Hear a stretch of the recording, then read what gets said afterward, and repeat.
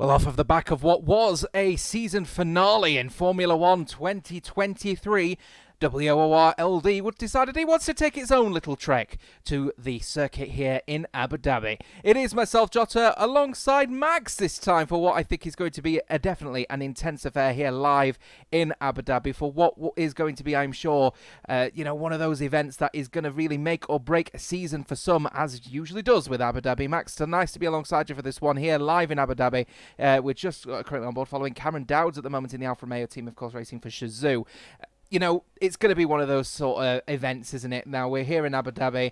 We know that this is the latter end now of the WRLD season. What should we expect of the drivers out there?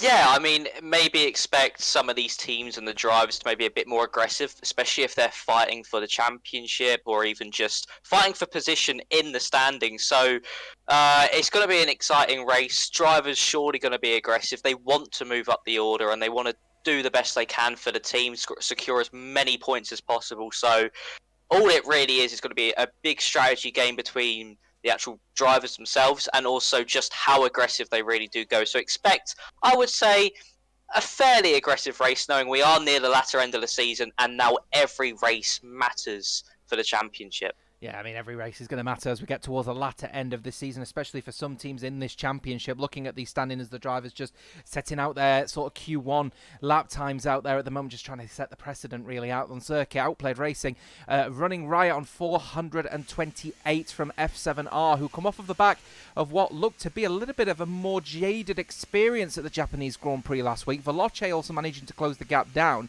Team Shazoo not having the best of affairs either. So the likes of Novus, Bunga Racing team, who are all very close to each other, obviously on the back of the heels of Team Shazoo as well, are going to be trying to earn as maximum points as they can out on the field. Of course, towards the bottom, NLR G League looking to try and get something going. Of course, remember Parnell and Nexus also out of this tournament. Future Racing team down in the lowly depths of 11th, looking to try and get into the treble figures tonight as well. In last week's performance, I mean, it was an intense race in the end, but none other than Marcado was leading the way for Outplayed Racing, and Veloce obviously running riot. Taking a look at Shazoo Tom from Macho as well, third and fourth place, a great performance in the end for Shazoo. Of course, they looked like it was going to be a little bit of a mixed bag for them, but in the end, the Alfa Romeo team coming out top trumps. And then towards the back, of course, F7R Yozzy down in 11th, and this is what we're saying about F7R. They were on a real roll, weren't they? Like 6 podiums in a row, I think it were, and then this race has come around and they fell flat on their face. They need to get their act together, really, don't they?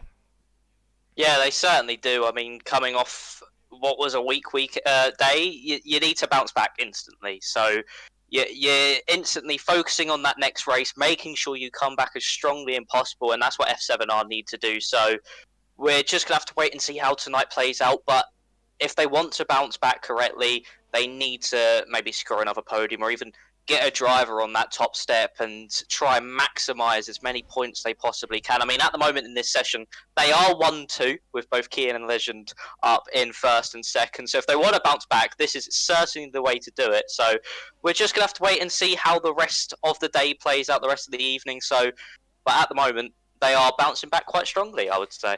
It's looking pretty promising, to be fair. We're taking a look, obviously, at the current sort of standings of the qualifying at the moment. F7R leading at the front, and then it's the Novus guys of Liam Bowman and Ogween in third and fourth place. Liam Bowman, the driver that we were waiting for, I think, a little bit later on in the standings here. Trying to get into the lobby, rather, in third place. Liam Bowman obviously showing some real muscle, actually, for the team. It's been really, really positive energy, actually, for Novus, especially right now, obviously, on their jump to try and earn some big points tonight, and of course never discredit the likes of Outplayed Racing championship leaders for a reason. And of course Marcados, the race winner from last week, running riot at the moment in 5th place, but a lot of people as well in the 21.5s at the moment. 21.4s though for the F7R team. And that is where we're going to be expecting, I think, a little bit more pace potentially from the drivers as we get further on into this qualifying session. Everyone obviously getting their tyres warm. First driver to be leading out, though, will be the Shazoo driver, Cameron Dowds. Yeah, of course, this is a really crucial lap to get in. Of course, the second lap before the final lap of the session. So if you want to get a lap time in now, if you invalidate the next run, this needs to be the one, because of course track evolution is so key around a circuit like Abu Dhabi. Heading into turn 5 now, late apex. Don't actually want to clip the apex, just want to run a bit wide to get the best exit possible as you head down this long straight that actually loses a lane, so you end up pretty much on the racing line heading into turn 6 and 7. They said a purple sector 1 there for Cameron Dowds. Of course, I have seen him personally in crossplay tier 2 for WR, so he is a very quick driver, so expecting a lot of big things tonight from him as we now head out of turn 7. Then you head through turn 8. You don't actually really think about turn 8. This is just really the rundown into turn 9, a crucial traction zone and a crucial turning in point. Hits it the apex quite nicely. It's all about the traction now. Run the car out wide. Beautifully done there. Now heading into turns 10 and 11 as you head into 12. Nicely done in there, getting the car stopped quite nicely as you now head into the double left-hander of 13 and 14. Again, crucial on the traction, and it actually invalidates on the exit of turn 14, and that is Cameron Dowd's lap over, and it was actually quite a long way ahead of the rest of the train, and he would have caught up in a bit of traffic. And Gabor picks up a 5 place penalty, for some illegal blocking. So it shows that the traffic in that final sector can be very, very costly. Yeah, and I think that might be as well a little bit of a restarter session at the end of this qualifying to make sure that Gabor gets his qualifying position wherever he qualifies. Here comes Volakongan, though, coming across the line for Team Shizuka in third fastest and 0.06 of a second slower than Legend for F7R. So beating the two Novus drivers out there, but of course we're starting to see the lap times begin to filter in. But of course, as you rightfully point out, Max, it's going to be one of those sort of scenarios, isn't it, where the drivers have got to make sure that they get a solid lap in, because there isn't a lot of time left in this qualifying session to get going here. Here's Veloce's Enzo in 11th place. It looks like Veloce's Sam has just come across the line for 4th place. Marcado's going across the line, getting into the 21.3s, but here comes Enzo, who goes even faster, 21.3 himself. So there we immediately, Veloce able to flex the muscles. F7R Kian, by the way, invalidating his lap, so he will only stay third fastest. Legend's not even coming out as it stands by the looks of things. F7R not keen to sort of put too much pressure on their drivers. Here's Bunga Racing Team's Lou and the Aston Martin heading through that big left-hander, of course, in the third sector underneath the building, going through the right-hander and then the next and final right-hander, which of course will complete his lap time. 21.4 is what he's going to look for, I imagine, and that's exactly what he gets, and goes 8th fastest, only because NLR's Daddlepad has gone second fastest with a 21.370. That's exactly the kind of performance NLR need right now. It certainly is, and wow, what a field we have, so close together. I mean, gaining at least from about Cameron Dowds upwards. If you gain about a 10th, you can jump yourself up a good 5-6 places. This field is so close together at the moment. Around a circuit like Abu Dhabi as well, it is easier to gain a bit of time during due to the nature of especially the corners 5 and through from 5 to 6 to 7. There's so much time to be found there. So to have the field so close together around a circuit like this, it is absolutely insane. And I mean, from Enzo all the way down to Cameron, it is only 2 tenths and 42,000. So we're just in for a brilliant race, surely, if it stays how it is. And we've still got another set of runs to come now, so there's still time for these drivers to find that lap time, and maybe someone to spring a lap time from their back pocket and just shoot straight to the top. Yeah, so as it stands at the moment, though, it is Veloce at the top of the standings with Enzo with that 21.346. But take a look at the top 5 are all separated by under 1/10 of a second. And even the top 10 separated by a 1/10 and a half. So as it stands at the moment, every 100th of a second is going to count if you want to get through to Q2. Obviously, we're in Q1 at the moment, and we still are expecting, a bigger opportunities available. And I may notice at the bottom there, G League are not qualifying tonight, so they are obviously going to be starting at the back, but we're still expecting lap times coming in from NLR's Keke and Gabba for BRT. Now, of course, BRT's Gabba is an incredibly quick driver out there, isn't he? So we are expecting at least some kind of performance coming in for BRT through through the Aston Martin of Gabba. Obviously, Keke forever, a consistent runner as well. So they're going to be we're going to keep an eye out on them too, as well as they try and get their lap times in. And of course, that is going to be a little bit of they're not going to be be entirely sure if they're going to qualify at the moment. Our future racing team as well, Harvey and Dan, are well off the pace at the moment, alongside obviously Team Mercedes. Mercedes themselves occupied by the guys at ET8, so it's going to be pretty critical that they start to get some better lap times in at the moment, because they're still about 2.5 tenths, or rather 1.5 tenths off of the pace of 12th. Yeah, they certainly do. I mean, you need to be up there, and if you're not, you're in a bit of a rough situation, because if you're not really too close to the cars in front of you, which the likes of the ET8 and FRT boys are, about 2 tenths, that's crucial when it comes to the race. That's 2 tenths a lap you'll be losing.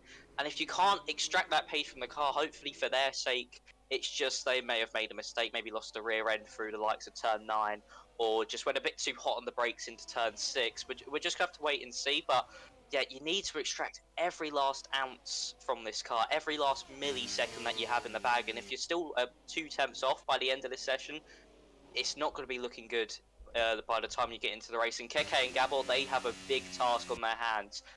Final lap, the only lap they can produce competitively on the board.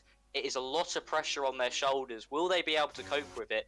It's going to be something to look out for, to see how fast they can go if they do set a valid lap and a clean lap. So we're just going to have to see how they play out as well. But if you're, as I say, if you're still 2 tenths off for like the ET8 and FRT boys after this run, you may be in a lot of trouble when it comes into the race. Well, either way, we've still got a couple of laps coming in from Keke and Gabor, as said earlier on, so we've got to keep an eye out and see where they come out in that sort of top 15 bracket. Of course, remember, G League are not taking part in this qualifying event, so they will be at the back. Outplayed Races Marcados, though, it's a opportunity knocks for this man here, so 37 thousandths of a second slower than pole position. He'll be looking to try and take back-to-back wins for Outplayed Racing. Of course, they're looking to try and secure a championship. It won't be this race, but potentially next. We'll have to see how the points all stack up, of course, at the end of this set of events. But as it stands so far, advantage Veloce, with Enzo leading the way at the moment, but not by much. As I said, 23 thousandths of a second to NLR's Daddlepad at the moment in second, of course, from Marcados, and then Kian for F7R. Legend, by the way, retiring. He's happy with his lap time. Of course, he managed to score that lap time, believe it or not, with only 2-lap-old soft tyres. So I think there's a bit more pace available potentially for Legend here, as the drivers are very slow going around the final corner here. You may have seen another illegal blocking there, so obviously that will result in the end of that particular, should we say, set of events for this qualifying run, and we're definitely going to be getting a new lobby at the end of this one. Gabor on a hot lap now, by the way. He's just going down the main straight for the BRT Aston Martin team, and he's going to be approaching the second sector split at the end of the next straight, going through into the chicane, though, and keeping it nice and steady, I think, is the Aston. Yeah, maybe a bit too deep into the first apex, but that could be entirely set up, not how he is driving at the moment. So we're going to have to see how he is in the middle sector. It's going to be about a 52.2. That's, I think that is a very decent middle sector. The game says it's purple, but in the middle sector, you cannot trust what the game says. So as we're now heading to turn 10 and 11, Gabor needs to get this lap on the board, and he needs it to be at least a solid one. A little bit of kick off the rear end through turn 12, through 13 and 14, maybe a bit too much of the inside curb, as Shizu Folokoligan has gone up to third place. A good position there for Shizu, but Gabor now heading round the final corner, fourth gear, getting the exit that he needs across the line, goes up to sixth, equal with Kian, exact same lap time as Kian, only 2 thousandths faster than Liam Bowman, but a very good lap time there from Gabor. Ogwin promotes himself up into 8th. I'm on board with Kian now. Kian heading into the final corner. Can he promote himself further up the order, even put himself back up to the front of the field across the line? And he can! By a huge margin, Kian can put himself back up at the front. A 121.103. It's all down to the likes of Enzo and Daddlepaddle to see if they can match that one. Enzo coming into the final corner now. Can he at least get anywhere near Kian's lap time? Because that was a beautiful lap by Kian, and across the line, cannot get close enough for Enzo. Daddlepaddle is invalidated. Marcados can only get P5, and it seems like Kian has topped the session, and I think that is pole position because it is a sprint race weekend. Yeah, and that is obviously a sprint race weekend. Remember, of course, as you rightfully pointed out, I was just about to mention that one. Big tank slapper coming out of the final corner for ET8's Brandon, but that is going to be it for him as he's out of qualifying alongside Dan and Harvey. It's a double Q1 elimination for Future Racing Team. So they have both lost their drivers because Sergio came across the line at the very last breath of Q1 to secure P15, and ET8 have got one driver through into Q2 at least. So on the end of that one, I believe that will be it for Q1. Kian has topped the session for F7R, Enzo second from Daddlepad for NLR, Shazoo though P4, and Outplayed Racing P5. So the top five teams, or top five drivers rather, sorry, are all from different teams, which is definitely going to make for a spicy affair to say the least. Let's take a look then at those sort of preliminary standings. Of course, it is short qualifying, so we're going straight into the race beyond this event. Of course, with it being the sprint race weekend, it is Kian on pole from Enzo and Daddlepad Valakongan in fourth from Outplayed Racing's Mark Does Gabar is in sixth from Liam Bowman and NVR Ogwe in seventh and eighth. Legend is in ninth from Lou, rounding out the top 10. Really close qualifying in the end as well between the top 10, all separated by just a little bit over 3.5 tenths. Dowds is in 11th from then Sammy in the for the Veloce, who was a little bit out of position in 12th place from Outplayed Racing's Louis in 13th, also out of position. NLR's Keke in 14th from Sergio, the first of the ET8 drivers, in 15th, and Harvey, Brandon, Dan, Enzo, and then Ethan, of course, both G League drivers not taking part in qualifying. That is a serious set of events that have happened in front of us now. What we've got is effectively drivers and a little bit of a mixed bag going into this sprint race. It's going to make for a little bit of a spicy affair, as I said earlier on, because everyone is out of position. Yeah, it certainly is. And I mean, we are going to have a lobby restart right now for Kian, and I think it was Gabor's penalty, so we are going to have a lobby restart for that. But yeah, I mean, a lot of drivers out of position. That could be crucial when it comes to the race, seeing some slice through the field. And also, I did find out that Legend couldn't take control of his car. That's why he's starting so low down as well, because he disconnected from the session, got back in, and I think the AI did retire him. So that's the whole reason why he could not set another lap time.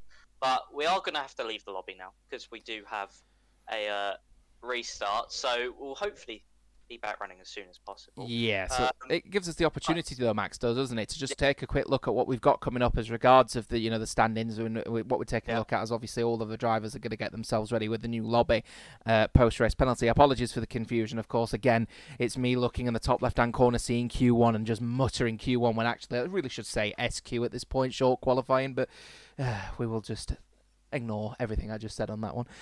You're looking at it like this, right? So we're in a situation where, Outplayed Racing, are going to be trying to push the boundaries here, but they have got a driver out of position and going into the sprint race. So that is obviously going to create a little bit of a mixed bag. And then F7R themselves as well are also in a little bit of a mixed bag as well, of course, as the drivers are all getting themselves ready. But with one person on pole, they're wanting to try and get their, form back up and running. Now, at one point, we're looking incredibly strong, but they just weren't able to, really flourish from what was effectively a really good run throughout the season, and then Japan set them out. So what do F7R, Max, what do they have to do in order to really get their season back up and running after a poor race to make sure they continue with the form that they had in order to really pose a challenge to Outplayed?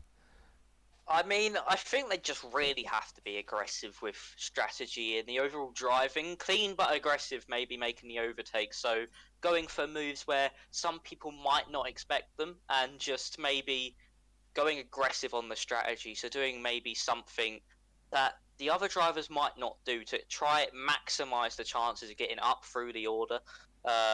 Really, that's for Legend. But for the likes of Kian, on pole position for the sprint, he just needs to maintain that. He just needs to control the race, and then hopefully that will then give him pole position for the main race. And then all he does is control that as well. That's all they really need to do, is just control where they are, be aggressive when needed, and just really focus on what they've got. And that could give them a real good chance at fighting back to Outplayed Racing's league. So we're just going to have to wait and see what they do. But in my opinion, if they want to sort of get their season back on track after last week, they will need to be slightly more aggressive than they probably usually would be, especially if they want to close that gap to outplayed. Well, yeah, I mean, it's going to be obviously a prone example here because, of course, Veloce are going to be close on the heels of F7R as well whenever they make any mistakes. And I think Veloce have also got to keep an eye over their shoulders as well at Team Shizou because, you know, Team Shizou and Novus and Bunga Racing Team, when they get a race going, them teams can really, really eke out a bunch of points straight out of the top three. So Veloce's in this sort of weird position where they're slap bang in the middle between 4th, 5th and 6th and 2nd and 1st. Now, Veloce obviously are going to be looking up, but they've got to be careful of looking behind them as well because, as I said, they will take that bucket of points out of their hands if necessary. And, of course, take a look in towards the back as well. Disappointing stuff for Future Racing Team, obviously outside of the top 15, ET8 managing to get someone at least in 15th place.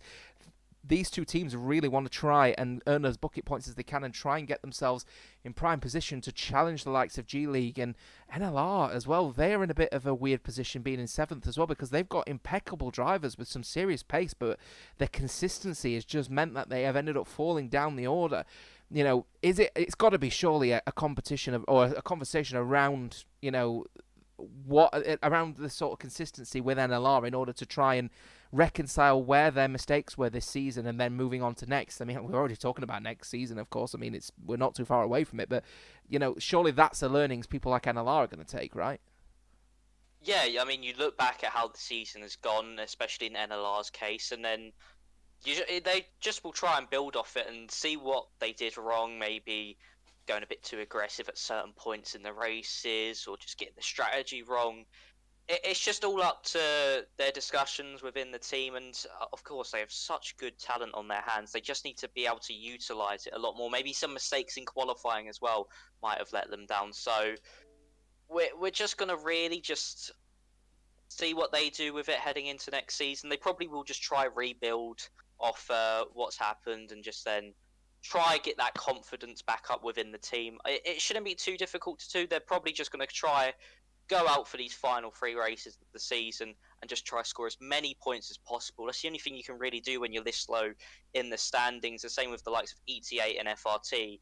They just need to just go out there, show what they can do, and then just build off this back end of the season and take that momentum into next season if they can qualify for it and everything. So that's what they really need to do, and hopefully for them it works, but we're just going to have to wait and see.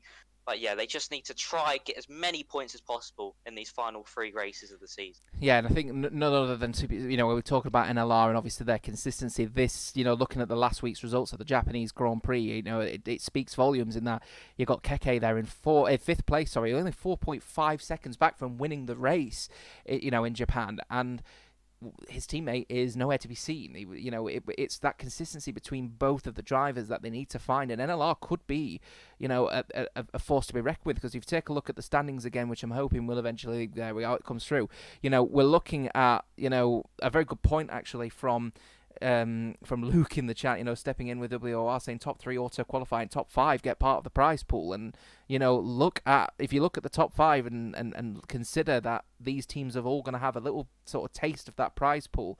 As it stands, Bunga Racing Team is only 5 points away in their eyes from, you know, a slice of the pie, and then Novus obviously is only 5 points away from losing that, and then Shizou and Veloce, of course, are also going to be keeping a firm eye on those behind, because they are going to be fighting hard in order to try and get into that top 5. And of course, remember, Team Shizou will be looking towards getting to the top 3, because they don't just want a slice of the pie, they also want to slice of next year's pie. So it is pretty, you know, critical for these teams to really try and work towards that sort of esteemed goal, if you will. And of course, I think a lot of people in the chat discussing the likes of, you know, I think there's just Lifebout in the chat just speaking there about ET8 and FRT fight looking fire. I mean, towards the back, they obviously want to try and take easy pickings of not being last, effectively. And I'm sure FRT just need to find that rhythm again if they want to try and have any consistent flow towards getting towards the front once again. But we are going to be heading on to a short break. We, of course, have got the first part of Sprint coming up in just a few short moments, so don't go away. We'll see you in a bit.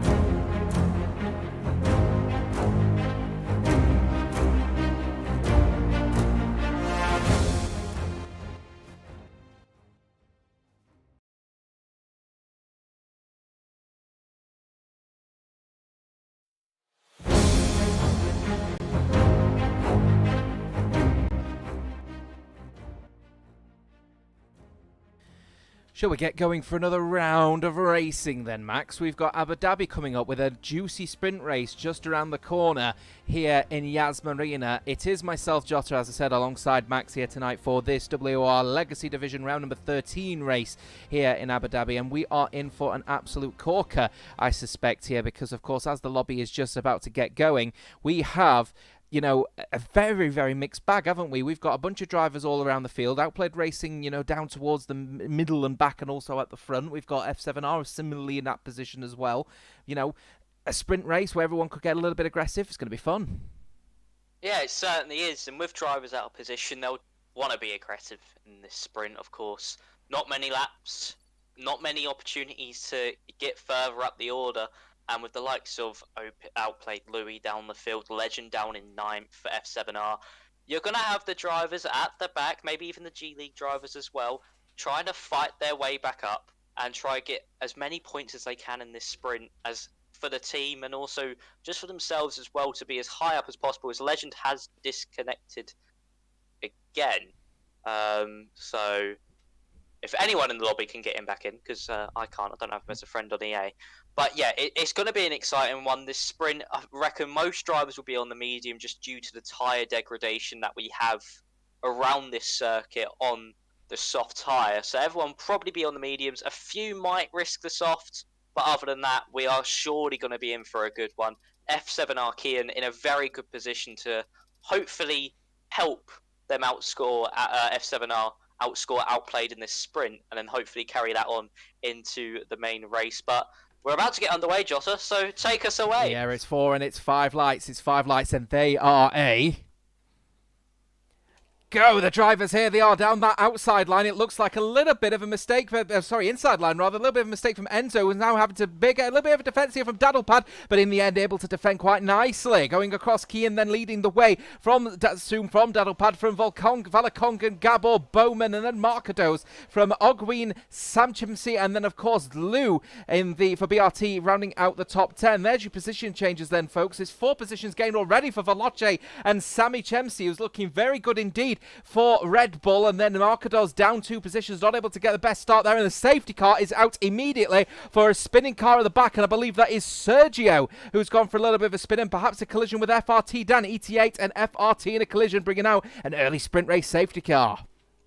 That is certainly not what they would have wanted at all, especially being that far down the order. They would have just wanted to get through that first lap clean, and unfortunately for Dan and Sergio, a little bit of contact's been made. I think Dan is fine, but Sergio is missing his front wing. So luckily there is this safety car for him to change his front wing. But a surprising thing here, I did say that F7R might want to do an aggressive strategy and do something that not many others will. Kian is on the softs. Legend has retired. He's disconnected again. So that's unfortunate for Legend and F7R. That could have been a really good points haul if he wasn't constantly disconnected, which could be no fault of his own. It could just be the game itself what keep kicking him out. But what I was saying anyway before that happened is that Kian's on the soft tyre. Everyone else really on the mediums, and the soft tyre does have a bit of degradation around this circuit, and that could be a big strategy call here, and this safety car will also help Kian out massively to keep those tyres alive near the end. But he's going to need to make these tyres work, maybe conserve them near the start of this race and then push near the end. But it's a big task to take these to the end and a big risk, especially being on pole for the sprint. Well, fortunate for ET8, who have both got a double stacking pit stop and a front wing change for all of the runners that have all come into the pits by the looks of things. So they've all elected now to move over to the soft tyre. And honestly now, I'd argue probably the right tyre choice, of course, with everyone now behind the safety car now until at least I think it's going to be around about lap 4 at this rate here. The soft tyres are probably going to be the right tyre to be on, and that is a massive win, as you rightfully point out, to the soft tyre runner of Kian at the front, who elected to start on the soft. And I'm assuming F7R hoped that they would end up being a safety car of some kind, time, because that is exactly what has happened on lap 1 as a result of those collisions at the back of the grid.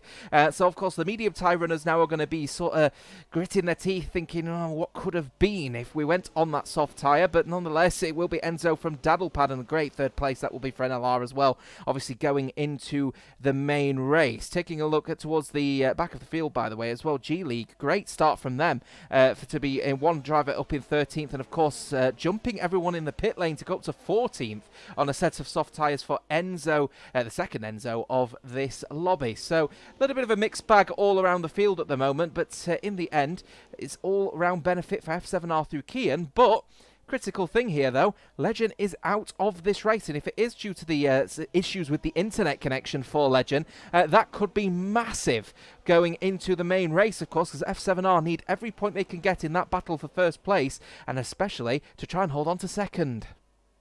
Yeah, it really is. What I'm seeing in the chat is that it's the game itself. It keeps putting the car into AI and allowing that to drive it. And of course, once Legend tries leaving to then get back into the lobby to take control, it retires him. So I think he's given the keys console a restart to maybe try fix it. But that could be crucial if this keeps happening for F7R, as you said, for their battle to try keep with Outplayed Racing and for second place overall. So I mean, hopefully it does fix itself for Legends and it will go through smoothly into the main race. But coming from last on the grid, no easy feat, and especially with a grid as close as this, it's going to be difficult for him.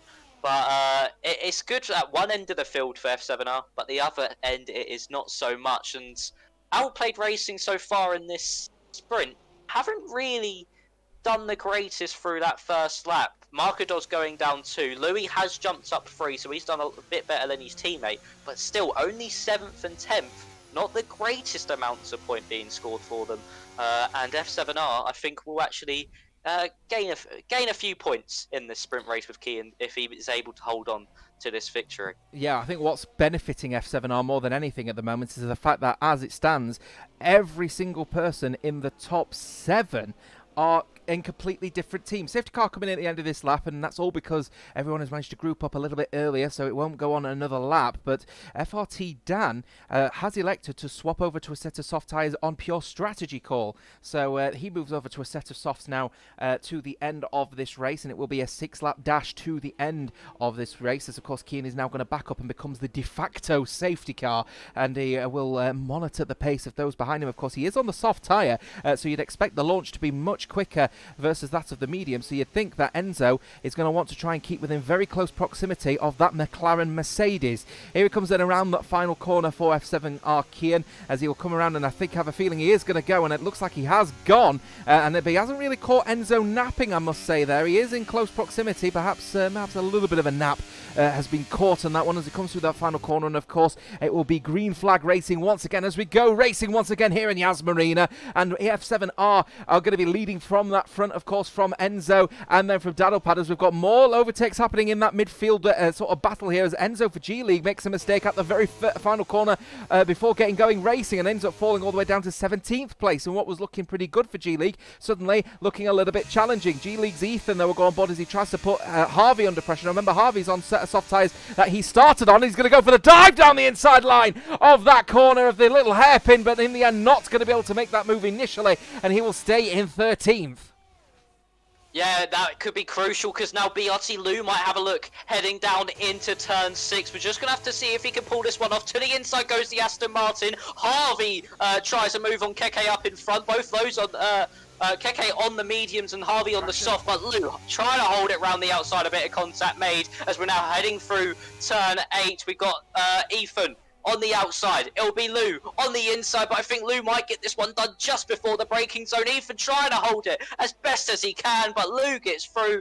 That failed move by Ethan there, heading into turn 5, costing him dearly as he drops behind Lou. And now Harvey once again trying to put Keke under more pressure, but not able to get by as we head into this final sector where you can't really make any overtaking opportunities unless you unless the driver ahead makes a mistake and goes a tiny bit wide. Yeah, 1:23.024 then for Kian, who's really starting to edge a gap out now versus Enzo gap over a second. So that, of course, will mean the DRS, when it's inevitably online, is not going to be available for Enzo, which might even put Daddlepad in a good position to take second place. NLR need every point they can get, though, so they'll probably be telling Daddlepad, don't push too hard, fella. Let's try and get this sprint race podium. Valakongan in 4th place, able to hold on here as we've got an overtake for his teammate Cameron Dowds for Team Shizou, now overtaking G-League's Ethan, now down to 15th place for G-League. What is happening for that team? Looking strong post safety car and post the race, but in the end are not making any inroads, as it looks like it's actually doing a bit of a swap there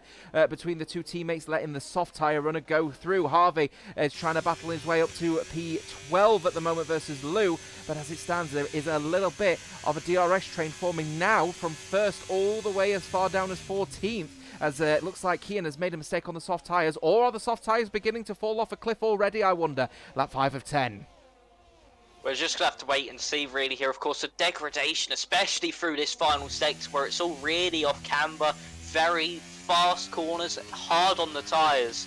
And that is where the tyres will be aching the most. And it could be that overall that they are falling off, as there is a battle further back here between Dan and Ethan. Ethan, of course, on those medium tyres, did drop behind Brandox in the ET8 Mercedes. The FRT driver of Dan now behind him cannot get close enough for a move into turn 1. Kian once again, though, breaking that DRS where he crucially needs to on the run up to turn 5. We'll see if Daddlepad can get anywhere near Enzo as they head down this back straight. Of course, a really long back straight, over 1 kilometre long, I think, as they head down into turn 6. As Daddlepad getting closer and closer as they head into the 6 and 7 chicane. He could maybe have a go into turn 9, have an effort with the DRS open, and could be one of his only opportunities to get this move done. DRS open now for the NLR driver as they head down into turn 9. Is he going to be close enough to make a lunge? No, he's just going to sit behind, but further back. I think Lou also got past Keke there, and Keke trying to fight back, but the other NLR driver, again, cannot get past heading into turn 9. And Daddlepad want to try keep this pressure on Enzo in 2nd place, but it's all about, if the soft tyres do fall off, can Daddlepad get past Enzo in time and maybe even battle for the lead? Yeah, the battle at the moment happening between all of the soft tyre runners, though, at the back. It's absolutely astronomical racing from these at the back here. And I think just towards the front, you may have heard me go, ooh, like that, as I just keep in Marcados, who just manages to catch a tank slapper going through the final corner and puts himself under pressure versus the Veloce driver of Sami Chemsi. So keep an eye out on the battle for P7 at the moment, because I have a feeling that's going to heat up over the next 3 and final 3 laps, of course, as we just keep an eye out as well on the battle for P12 and 13 as well. Of course, remember that Lou is obviously the leading driver of the soft tyres that pitted under the safety car. Keke is going to try his hardest to try and actually close down that battle for the P11 slot here, as he is going to get closer, but he isn't going to push the overtake button. He's going to try and stick back here and perhaps consider some later overtakes in this sprint race, which is, of course, going to be obviously of the benefit of the NLR driver if those soft tyres do end up falling off a cliff. Keep an eye out on Marcados as well. Again, beginning to struggle ever so slightly and actually offering a little bit of a gap for Sam to potentially consider overtakes. But keep an eye out on Liam Bowman, who also seems to be uncharacteristically struggling as well in his Williams. Medium tyres, don't think falling off a cliff, perhaps he just can't find the grip as he goes this next one, again misses his apex. So is he pushing a little bit too hard? Oh, he mounts the curb as well, so now he's ended up bottoming out the car, and that's going to cost him even more time. So I'm wondering here, is Liam Bowman perhaps pushing too hard for Novus, knowing that Ogween is actually down in 9th at the moment? Novus obviously needing some big points in this championship, and every point counts as it stands at the moment. Yeah, certainly does, and he might be outdriving that car to just try to keep with Gabor with some really good pace keeping up with Follow Congan. So, I mean, Liam Bowman, he don't need to outdrive himself. He just needs to make sure he keeps this P6. Yes, he would love to go for P5, but as long as he's ahead of the likes of Marcados and Sammy behind him, he's in a really good position for this sprint and also in the main race. So Actually, Kian's dropped below. Enzo's actually dropped below a second behind Kian. So it's DRS for Enzo. But will Sammy make a move on Markados that he needs to make as they both pull out to the left-hand side, but no one able to get any moves done? As I say that, Gabor on Volokongan. To the outside goes the Aston Martin. Can he get the traction? Yes, he can. Great move there by Gabor. The inside for turn 6 led to the outside for turn 7. The traction game played well in his hands, and he's up to 4th place. But the battle we need to look out now for the final 2 laps is the battle between Kian and Enzo. And Kian's softs may have hit the cliff on lap 8 of the 10-lap sprint race. Yeah, he's absolutely fallen off a cliff when it comes to his pace, hasn't he? Obviously, that safety car period, F7R, we're absolutely hoping that the safety car was going to allow the soft tyres to go the distance, and perhaps he could pull a gap. And look at that, he's already drifting around the corner. He's going sideways around corners at the moment, is Kian. So the soft tyres are clearly done for here, and this is the last thing that F7R need. Remember, Legend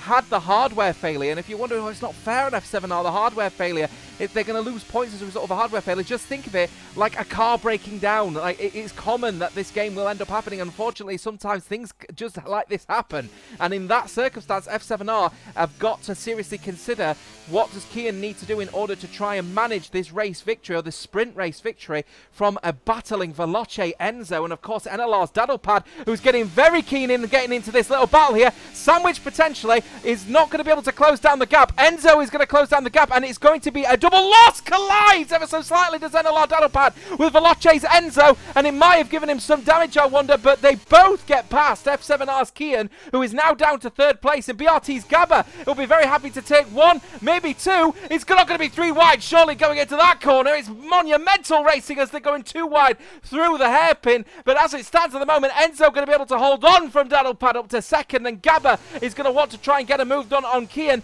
with of course 1 lap to go as they come all the way across the start-finishing line. And as it stands at the moment, any one of 8 drivers could win this sprint race with 1 lap to go. Fantastic racing. Brilliant move there by Enzo, and Daddlepad as well, just unfortunately tapping the back of Enzo as they headed into turn 6. Oh, Gabba big slide.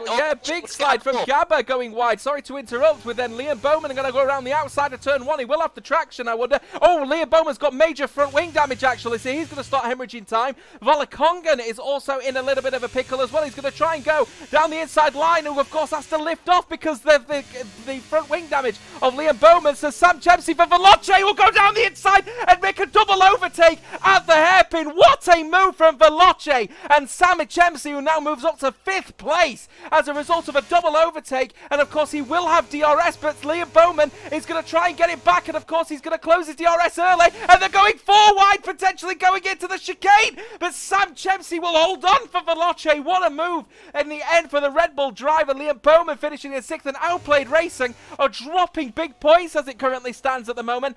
While this was all happening at the front, NLR's Daddlepad has taken the lead of this race, but Enzo's going to try and hold on, and they're going to collide ever so slightly wheel to wheel, and Kian, of course, is going to be happy to swallow up any points if they make any mistakes. Sam Chempsey is 1.2 seconds back. He'll be happy to hold on to P5. Liam Bowman has, of course, got those issues at the moment with his front wing, as Volokongan and Markados going into a little bit of a battle between them, going under the hairpin here. It's going to be pretty critical for Outplayed Racing to hold on to as many points as they can, but in the end, NLR will take the top step of the podium for this sprint race from Veloce's Enzo, and F7R Kian holding on just to P3 from BRT's Gabba, and then Veloce are going to be so happy to hear in this sprint race they finished 2-5. That's big points for them in this championship. Really big points there for Shizu and Sammy with a brilliant drive up through the field, and just what an ending to that sprint race that was. Just action throughout the top 8 and nearly 4 wide heading into some corners. Absolutely brilliant driving by these guys, and brilliant racing respect as well. Not really too many big incidents between each other. So overall, very clean and very good racing from them. But Daddlepad made his move when he needed to. He tried it on the lap before, managed to get it done into turn 6 actually on the final lap. And it's a crucial 12 points to NLR there. That could be really crucial for their championship, and especially with them just maybe try to build up for next season, and if they're able to qualify. So crucial for NLR to get that win and get pole position for the main race. Yeah, it's absolutely critical that, of course, for the likes of Veloce, who, of course, get a double points finish as well. And there's been such a mixed bag as a result of the sort of tumultuality of that particular race. We are going to be in for an absolute cracker, I'm sure. There is the point stands before the sprint races occurred, so just looking off of the back of that, we are going to be in for a little bit of a blinder, I suspect, with the likes of Outplayed Racing not getting that many points, Veloce getting good points, F7R very lucky to get third actually in the end of that one, and of course towards the back, what was happened to G League? They were on the way towards the front at one point and then they just fell back. They needed those points. They're going to miss out on that one as we then head through into this race. What we've got ahead of us, of course, is a 50% race of intensity this round around this circuit, and of course this is where we're now going to expect a mixed bag when it comes to strategy call, and immediately out the blocks, as you can see here, Max, as it stands, everyone electing completely different tyre compounds. We've got mediums, hards and softs everywhere. Yeah, it's going to be all up to what the team think is the best strategy. I think most drivers will be doing a hard medium around this because we saw with Kian's tyres after, I would say, 5 to 6 racing laps, because of course we did have that safety car. They did hit the cliff, so the soft tyres aren't really a viable option unless there is another early safety car, which, I mean, a few drivers at the back might risk the soft tyre just because of that risk of an early safety car, but a hard medium surely is going to be the quickest strategy around here, so expect a lot of drivers to be starting on that hard compound, and if not, they'll probably be on the mediums on the alternate strategy, which Daddlepad is looking to be doing at the moment. But this could be a big race for the likes of Veloce and F7R, because, I mean, for Veloce, they've got both their drivers in front of both the outplayed drivers, and if they're able to keep that, that's a big points gain for them. Yeah, that's a massive, massive sprint race result, actually, for Veloce. Now, it's 2 and 5 at the moment for them. And, of course, a mixed bag of drivers all around the field. Of course, they've got one F7R driver in there, but the other one will be at the back. And this is assuming that he's even racing, of course, with his hardware issues at the moment. Outplayed Racing down in 8th and 9th, not getting big points in the sprint. And it looks like they're going to be doing a split strategy as well. One on the hard, one on the soft. So that's going to be one to watch for certain. And towards the back, both of the FRT drivers electing to go on the hards, both of the 88 Mercedes going on hards as well, so that will be a nice little battle happening there. But NLR, they've got one driver on the hard tyre in Keke, the other driver will be at the front also on hard tyres. As we're counting down those lights, it's 4 and it's 5 lights, and they are go the drivers. Here they are once again here in Abu Dhabi, and it looks like we've got a little bit of a mixed bag of collisions happening, because I think we're having a lobby restart, and I've not had any notifications, but I think we can almost say that it will be a lobby restart on this one. So we'll perhaps just cut away from that one. Let's take another look at the standings. There we are. It's a lot better, isn't it? People just binning it in the wall. Yeah, it looks like there's another lobby restart that I have not been made aware of here, so we'll keep an eye out and see what the results are in that one. But we are right, though, in saying, what happened with Outplayed Racing. That 8th and 9th start is going to be pretty aggressive for them now, isn't it? They've really got to think of a strategy now for that team to really earn some big points versus the likes of Veloce. The only saving grace is, of course, that they are 127 points behind pre the sprint race. So Veloce, Outplayed Racing has got a little bit of a buffer versus Veloce, and with F7R having their technical issues, if, and this is assuming, F7R can't get both of their drivers racing here, Veloce are going to earn big time. Yeah, they certainly are, and I mean, that could be one of the most crucial aspects of this whole championship, really, is with just, can Veloce score big time? And I mean, we're having this restart for Legend. I think we're going to have a lobby host change as well. So it's just going to be about, they've got to put themselves back in that mind. They've got to rebuild that mindset that they had coming into the sprint and also into this main race. They've got to refocus after this restart and just try and push forwards. And for Outplayed, they will need to go somewhat aggressive. Maybe not as aggressive as if it was in Veloce or F7R's situation, where they don't have that points gap really, and they need to gain points on the others. But Outplayed, they have that gap in hand, and they can use that to their advantage to not be as aggressive. But if they want to win the championship next time out in Brazil, they will need to be aggressive, and Yeah. they will need to make their moves when the time is right. So we're just gonna have to see what they do. But overall, I reckon they will be aggressive, but they'll be smart with it, and just try maybe some strategies, maybe even a medium hard, to try and get themselves up the order from very early on. Yeah, forgive me. I'm just currently reading my notes at the moment, trying to get an idea of what, where we're currently at the moment, because, I'm just reading these notes at the moment. We've had such a mixed bag of events. I'm just taking a look at the my old notes actually from round 11, sorry, rather, at the Japanese Grand Prix. Sorry, wow, I'll get there in the end, rather, at the Netherlands Dutch Grand Prix. It was a pretty intense race, looking at the back of Liam Bowman, who lost out to 2 Veloces in the first stint at the Dutch Grand Prix. Matthew Hall able to get a pretty good stint versus Liam Bowman, and then Liam Bowman came back to take victory in the end for, what was a really, really cool race in the end for Novus at the Dutch Grand Prix. And then moving on into Japan, it became another mixed bag, where you look at the likes of Veloce leading from the front, Outplayed Racing and Shizu getting some big points as well.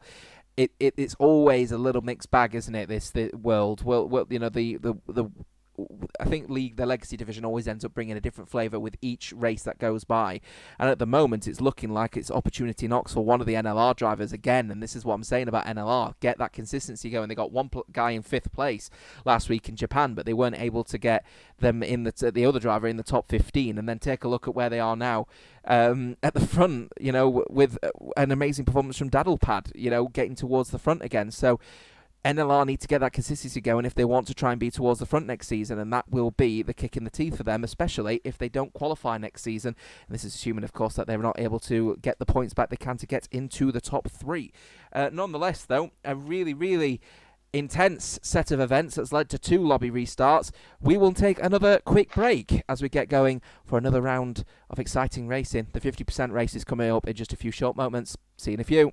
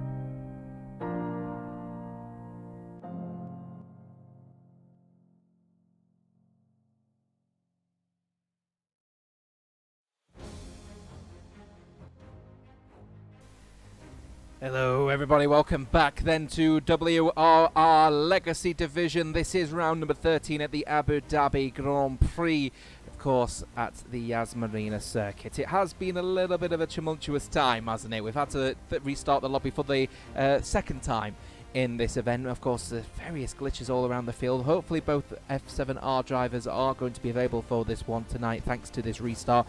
Of course, a lobby host change in the interim. It is myself, Jota, alongside Max again for this event, and it is going to be a little bit of a mixed bag, I suspect then, Max. Of course, this has given everyone an opportunity to reset, recalibrate, get themselves ready for this 50% race ahead of what has been a very, very intense sprint race in the end, and in the end won by a team that we wouldn't expect to, the 7th place team NLR. Yeah, I mean, NLR with a really good performance set from Daddlepad, but this is going to be a tricky time maybe for some of these drivers to get back into that rhythm and get back focused and readjust to racing once again, because we've had 2 restarts now, so it's so difficult to get back into that mindset. But these drivers are best at this game and what they do, so they surely will just be able to get right back in it, and we should have another brilliant race. But yeah, mixed bag. I mean, both OP drivers down in the lower ends of the top 10, and then we've got the two Veloce drivers of Enzo and Sammy up in 2nd and 5th. So we're surely going to be in for a brilliant race. As I said earlier, if you've just joined as well, that this race will probably either be a hard medium or a medium hard. Some drivers might go on softs, depending if there is a safety car. But also, you would think now that OP will go very aggressive with their strategy, or maybe just overall they might just go aggressive with the overtakes. We're just going to have to wait and see, aren't we? We'd have to expect it, of course. We've just seen the flash of the standings, of course, a little bit earlier on while you were talking there. You know, Outplayed Racing leading from the front. They may elect, actually, not to be too aggressive here because they have got a little bit of a cushion versus the team currently leading at the front at the moment of this particular race, which is actually Veloce of all teams. Of course, F7R have got a driver in 3rd place. A bit of a bold strategy called to stick on a set of softs for the sprint, but unfortunately for them it's not quite worked out for F7R, who dropped Kian from 1st to 3rd, and of course Legend disconnected from this race with a hardware failure. So both of the team that have been trying to push towards the front, the form has just started to fall apart for them at the last second for the McLaren outfits. They'll need to keep an eye on that one. Of course, Outplayed Racing need to get going, as it looks like we're getting straight on with the racing, because it is 3, it's 4, and it's 5 lights. It's 5 lights, and they are a go. The drivers, here they are once again, and down that inside line, of course, Enzo is going to try and defend from the McLaren of FC7R Kian, but in the end it is a really good start actually from Daddlepad, who leads from the front then through turn 1 into turn 2, so he will lead from Enzo from F7R Kian. Gabba holds on to 4th from Veloce, Sammy in 5th, and then Liam Bowman for Novus Racing in 6th. Outplayed Racing's Marcador's managing to get the jump then in the end on Valakongan, who's also battling at the moment with Outplayed Racing in Louis at the moment, but F7R Kian manages to get the jump on Enzo though, and Veloce have lost a driver down from 2nd to 3rd place as NLR's Daddlepad is trying to defend here, but they clearly a set-up difference here for Kian, who's going to make the jump and collides ever so slightly with the Alpha Tauri, but in the end NLR's Kian is going to be able to hold on maybe around the outside line, might get the traction, but he is going to have to yield the position and then falls down to 2nd. Elbows are out, and it looks like Veloce also trying to get Enzo down the inside line, potentially a battle around the outside line then into the hairpin. He will go around the outside line. Will he have the attraction though, I wonder, on this occasion? He will not. NLR's Daddlepad will stay in 3rd. That is very crucial for Kian to get a brilliant start like that, and Legend has disconnected once more. And yeah, I think he's hardware issues getting too much. Marcadors has front wing damage! Yeah, he has front wing damage. He does have front wing damage. He is also looks like he's got some kind of floor damage, I suspect, as well, according to my graphic. Whether that's true or not, I don't know. But if that is the case, that is detrimental to Outplayed Racing and what would be a missed opportunity for F7R, because, of course, Legend having his hardware issues. Kian, though, is leading from the front from Daddlepad and Enzo, as it looks like Louis has also got into a spin. He's collided with Shazoo's Valakongan. It's going from bad to worse for the championship leaders.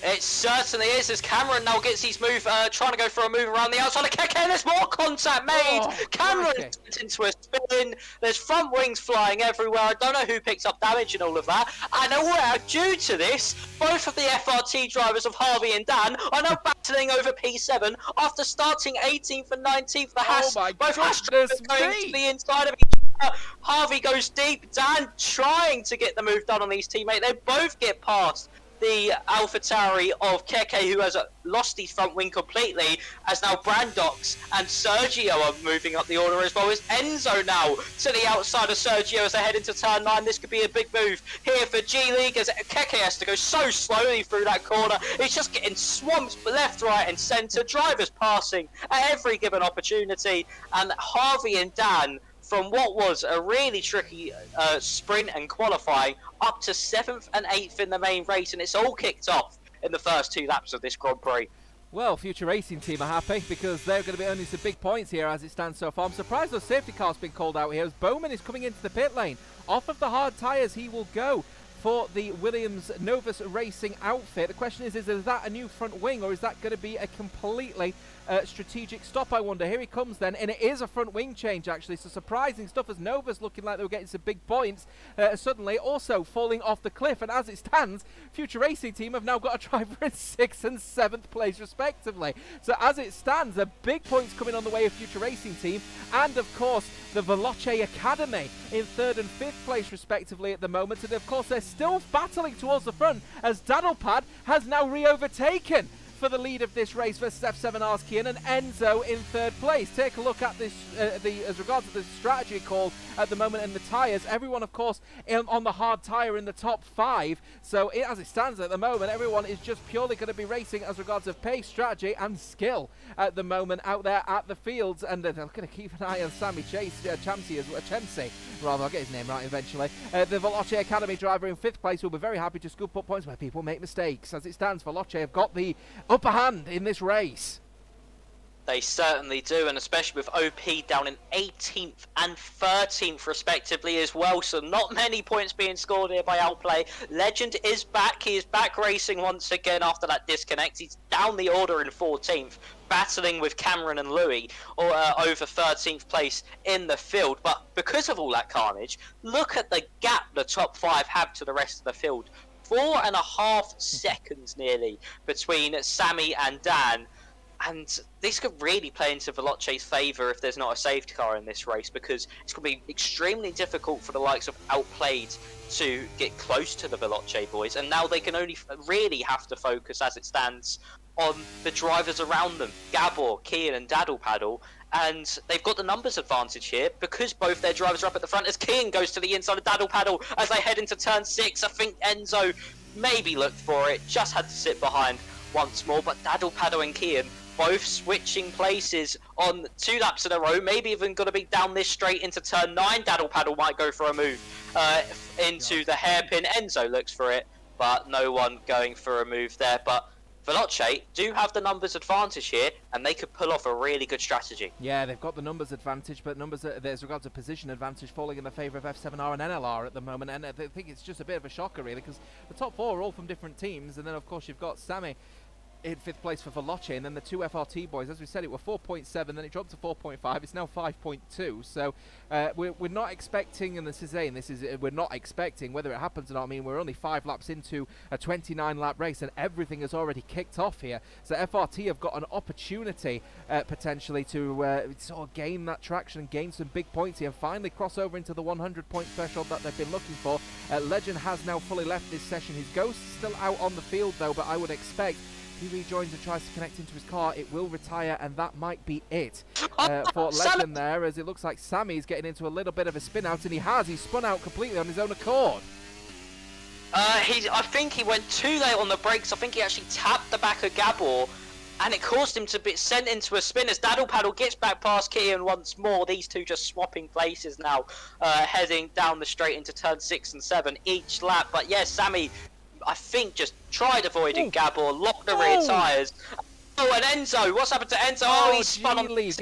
You know what? This is the last thing G-League needed to do there, and he gets a 3-second penalty for corner cutting as well, which I've no doubt will end up getting removed. But look at the... Well, in fact, no, he won't actually, because he did actually cut the corner. But never mind. Neither way, the G-League's was really looking for a gap that weren't there, and the last thing they needed to do was lose points here, because they are in that battle with FRT. He's gone for the dive, he's spun out, and now he's down in 12th is Enzo. So G-League really could have done with just working together as a team and actually working with FRT to get some big points here, but in end, it's a little bit of greed on the form of Enzo's part, and he's missing out big time. ET8's Brando also earning big time off of the likes of G-League as well. So actually, would you believe that the bottom 3 teams in G-League, FRT and ET8, are all battling with each other at the moment in this little battle here, with of course BRT's Lou looking to try and make some overtakes and also get some points alongside Gabba at the moment in 4th place. You're right though, it looks like Sam went for that dive on Gabba. Just looking at the replay in the back end here, he did try to go for that dive, caused a little half spin, and he nearly put it in the wall. I think he's just got away without getting any damage though, so now he's using overtake to try and get back within the 1 second barrier of Gabba so he can get back within DRS. It looks like there's more little bits of battles happening towards the front, but in the end Daddlepad will stay in 1st. Yeah, but Harvey and Dan swap once more, of course, using that DRS effectively there for FRT. But yeah, Sammy, that's not the mistake he wanted to make. He needed to make, and being out of that DRS range now to Gabor, he'll probably be constantly losing time to that top 4 because the DRS is so powerful around here. Of course, those 2 back-to-back straights, you can gain a lot of time. Thanks to the 2 FRT boys are scrapping into turn 9. Dan gets past Harvey, but I think a little bit of contact was made to make that move happen there for Dan. Nothing will really come of it though for the drivers behind, but that could have been extremely risky there for Dan to make that move on Harvey. That could have been catastrophic for FRT's chances of any good points, as they're still in 6th and 7th. 5.5 seconds off the back of Sammy, but Sammy really is starting to push here, nearly back within DRS, and is back within DRS. As I say that, he does drop back out again, but he's really starting to push. He's Red Bull, he's Veloce Red Bull, and getting closer to Gabble, and I think might just be in DRS by the next time we head down into a DRS zone. Yeah, but he's obviously pushing so hard that he's actually now beneath 10% ERS. He's actually down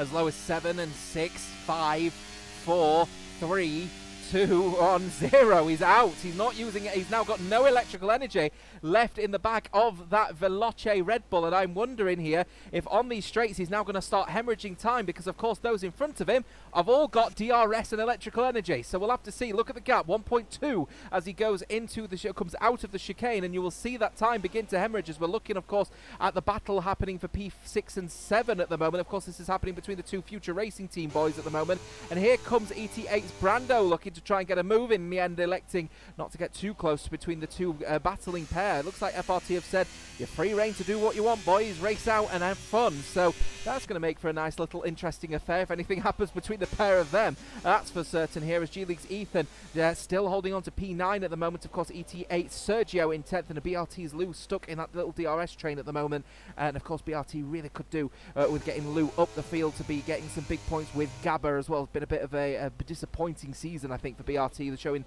the consistency that they had at the beginning of the season falling apart. Getting ever so slightly back together again, and falling apart once again in this race. Lap 8 and 29 to go. Yeah, it's still a long way to go in this one though for Lou. I mean, he can pass the drivers in front, he does have the pace, it's just that he's stuck in that little bit of a DRS train at the moment. And I don't think Sammy as well further up is going to just about get into the DRS of Gabor in front. He's got no battery left as Daddle Paddle back again down the inside into turn 6, getting past Ian.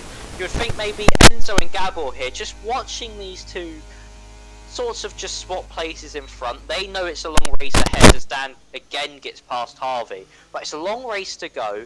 Enzo and Gabor don't really need to make these moves now, because we do have the pit window obviously, and the pit stops. You just really don't matter about where you are on the track in this top 4. Of course you would want to be further up, but with strategy being so important around here, the undercut probably will be the best out of either the undercut or the overcut. You sort of just want to maybe sit behind here and let the other guys maybe dictate what you do in the pit stops, because for the likes of Daddle Paddle, if someone came in now, he wouldn't have enough time to react and could lose out big time. But we're just going to have to wait and see what strategies these drivers do. And Sammy just still trying to get back in within that DRS. He gets close through that final sector, but just not enough. But he's still, I would say, in that undercut range of that top 4. He's trying his hardest at the moment. The issue is Gabba is really pushing. New game, by the way, new drinking game. Take a shot every time. We've got Max saying Daddle Paddle, by the way, because absolutely love that as a name, but it's going to be one. Oh, it's Daddle Pad, isn't it? It's Daddle Pad, yeah. Going to get people who are just saying in the chat going Daddle Paddle Paddle, who's Paddle? And Gabba is getting closer and closer though in this battle against Enzo, but it looks like he just didn't get the traction though out of the hairpin, but unfortunately it's just not working out at the moment for Gabba throughout the corners as FRT once again showing that they want to make some overtakes as ETA are inviting themselves into that battle, and it looks like Brando has made an absolute stonker of a move down the inside line going into the hairpin, coming out of the hairpin. He's now saying, you know what, I think I'm going to swallow up P6 if that's all right, Harvey. Thank you very much and goodbye, sir. He's saying as he's now up to 6th place and FRT relegated suddenly to 7th and 8th place. And I'm wondering now if FRT are going to start knocking on the door of each of their teammates to say, I think it's time now you really start considering looking after your positions here, boys. You've lost one now to Brando for ET8. FRT will hold on to 7th and 8th as G-League. Ethan can't get moved on Dan for 8th place himself as Legend disconnecting once again. And I think that is it for Legend. That might be his race done and dusted. 19 to go. Yeah, I'm very sorry about that daddle pad. It just rolled off the tongue, you know, daddle paddle. It does actually, to be fair. I'll give you that. It rolls off the tongue. So, yeah, my mistake. Sorry about that. But yeah, Brandox really making that move work, and overall, that's exactly what he needed to do. He had the better pace than the FRT drivers in front, and now he can maybe utilise that in that final sector. He's not broken the DRS just yet, but maybe give it a lap or so, and he could be back at the front as Kian gets past Daddle Pad, heading into turn 6 as the McLaren for F7R getting ahead of the NLR driver. These two just swapping places lap by lap now. It don't really matter, as I say, about their track position at the moment, but come the end of the race, they will be scrapping for every last inch of tarmac to get this race victory. And for NLR, that could be crucial, and as the same for F7R. These two, I mean, for Enzo, Daddlepad and Kian, this could be a really crucial win for their respective teams here. Just keeping an eye out at the moment on Sam. He is really trying his hardest to get back within the DRS territory of the front 4 at the moment, but he is now having to begin a bit of a harvesting program on his ERS management now, so he's now dipping at around about 15% as he'll come across the start finishing line to start lap 11 of 29. You know, he is just getting back within DRS territory, but then he's using overtake towards a corner where you really shouldn't have to use your ERS. It's here where you'd probably want to use your ERS, but unfortunately you're going to see now that perhaps he's going to lose more and more time going through these corners, mounts the curve, actually takes it quite well here, and I think this is going to be the first time as he dips to 0% ERS that he will have DRS against the likes of Gabba. So he has managed to get back in there, only just, but now he's got no electrical energy left whatsoever after making that critical error, which meant that now he is now basically using a full V6 engine as Daddle Pad is now making his overtake against Kian, as it's starting to become a little bit of a tradition now between the front two. Daddle Pad will now retake the lead here for NLR Alpha Tauri. F7R will now be keen to try and hold on a position here versus Enzo here, because Enzo is looking like he wants to get a move done here potentially as well in this battle for P2, but he'll have to use the DRS. Oh, he'll close it very early though. Will F7R Kian and Enzo looking like he's going to have to commit to the switchback as a result of that one. Could use overtake to go side by side. Elects not to in the end, and Kian will stay in second. While this is all happening, by the way, sorry Sam, you're out of DRS again, son, as you're now trying to get back into DRS. He suddenly does at the next corner, but you can see he's now starting to go a little bit on the sideways sort of motion here now. He's obviously had to push a little bit harder versus everyone else, so I'm expecting his tyre degradation to be a little bit higher versus everyone else. Yeah, probably will be, of course, having to push very hard to get back within that DRS. And I reckon these drivers up in front, the likes of Gabor, he's just probably sitting there just trying to manage his tyres as Sammy goes really wide on the exit of turn 1. So, really odd line there to just keep it out wide, probably to maybe try keep him away from a warning or something maybe, but Sammy back within DRS once more after going really wide through turn 1, and Kian could be under pressure here from Enzo as they head down into turn 6. The McLaren under a lot of pressure here from the Red Bull as they head down the straight now. Daddlepad in front might just hold these two up in their little scrap. But Enzo to the inside, can he get past Kian? It'll be the outside for turn 7, going for the switchback to try and get the better traction. It just gets a bit of a slide on, but we are going to have another DRS straight to get maybe try another move here for the Veloce Red Bull, but no, just going to have to sit behind the McLaren once more. And Kian keeps second place, and Daddlepaz maybe looking back thinking, if I hold Kian up enough, Enzo and Kian might have a little scrap here. Appreciate that Spicer is in the chat saying that's a tactical warning. I mean, it's fair, to be fair. I mean, I'm going to be perfectly candid in Sammy went very wide and ended up gaining perhaps a couple of tenths on those in front to get within DRS, as it now actually pays the price for it, now getting a 3-second time penalty for multiple warnings. So Sammy is pushing really hard at the moment to stay within touching distance of the front 5, but unfortunately pushed has now too hard and gets himself that 3-second penalty, which at a circuit like this one is probably going to be quite detrimental, actually, because you do occasionally see time penalties here, there and everywhere, but especially towards the front 4 at the moment, who seem to have got their sort of motions rolling at the moment. Simply put, I'll overtake you, you overtake me, and we'll stay in that sort of position for the next 16 laps is what they're saying at the moment. First pit stop coming in, by the way, Outplayed Racing's Louis, now in for a set of medium tyres, of course, and Marcados also on 10-lap old mediums as well, so he will fall all the way to the back, will Louis, as Sam is going to stay in P5 while this is all happening. We still have that little battle happening at the front, but Daddlepad will stay at the front of the field at the moment. While this is all happening, by the way, FRT's Harvey is currently just trying to hold off in a bit of a challenge versus Brandon, but at the moment, G-League's Ethan has finally managed to make some inroads on Dan. So now Dan down to 9th place, and the two Haas FRT boys have been split, with G-League's Ethan now up to 8th. Yeah, nice move there from Ethan, actually. Just a nice little late on the brakes move by him to get past Dan, and that's crucial for G-League. They need to get in front of FRT here. Of course, they are battling them in the championship, and also it's just really a nice place to be in front of one of the drivers that could really play a big strategic role in this game, and no longer can hold you up in the battle, maybe against Harvey and Brandox in front, and Dan now coming into the pit lane. So maybe also a little bit of tyre deg coming into play for Dan. Sergio and Lou also coming into the pit lane. So the undercut has been triggered by these lot. I think that is in reaction to Outplayed Louis as well. So we're just going to have to wait and see where they come out in relation, as actually Sergio is changing his front wing. So obviously picked up a bit of front wing damage earlier on and wasn't able to use his utmost pace, and will now drop behind both Lou and Dan in that one, and Sergio will come out probably last behind Louis, and yes, he does. Here's Kian then making the overtake on Daddlepad at the front of the queue. Of course, this is all the people that have not pitted just as of yet towards the front here, as Brando and FRT Harvey getting into a little bit of a scrap themselves, actually, down in 6th and 7th place respectively. As Daddlepad has said that, actually, no, I think I will keep P1, thank you, towards the front here. So I'm wondering if now we're going to have pit stops begin to happen here, and they obviously want to take the advantage of being in towards the front there. There's a little bit of a snap there from Daddlepad, and I think you are right. The hard tyres do seem to be now beginning to struggle a little bit 14 laps into this race now, as more people coming into the pits. It looks like the Ghost of Legend now down to 19th place in that battle. Of course, he won't be scoring any points anyway, even if he does qualify, as it looks like Enzo is staying out one lap later, but NLR and F7R have called their drivers in, and there will be a switch over, I suspect, to the medium tyres. But as it stands so far, it will be Veloce 1-2 with Enzo in first place and then Sam in second place. Sam, though, 1.5 seconds down and down on ERS. He will have no DRS to be able to be pulled through by his teammate. Again, all caused by that critical error earlier on and that spin out here. Daddlepad will lead, though, out of the pit lane here. It's going to be a critical set of events now. You suspect that other people have obviously pitted on a little bit earlier on here.